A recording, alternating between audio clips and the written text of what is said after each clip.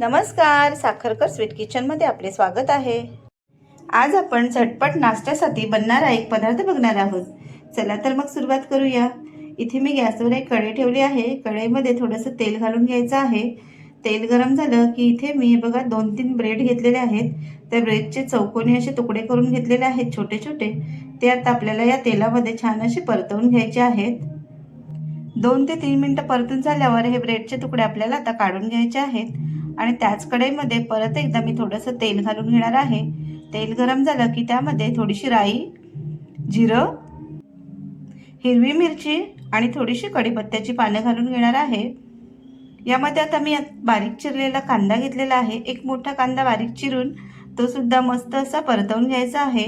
हे बघा ते 1 ते 2 मिनिटांमध्ये मस्त असा कांदा परतला जातो।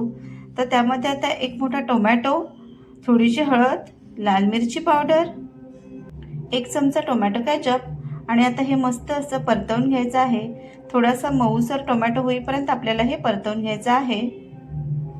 चवीनुसार मीठ घालायचं आहे आणि यामध्ये आता मी 3 ते 4 चमचे एवढं पाणी घालून घेणार आहे।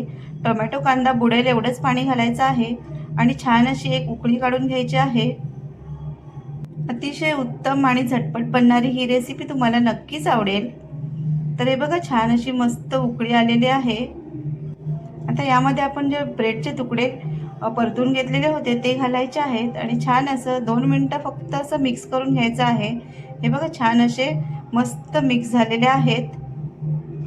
वरून थोडी बारीक चिरलेली कोथिंबीर घालायची आहे आणि मस्त आणि छान अशी टेस्ट येण्यासाठी इथे मी थोडासा मॅगी मसाला स्प्रिंकल करून घेणार आहे आणि परत एकदा छान असा मंद गॅसवरती आपल्याला हा उपमा परतवून घ्यायचा आहे।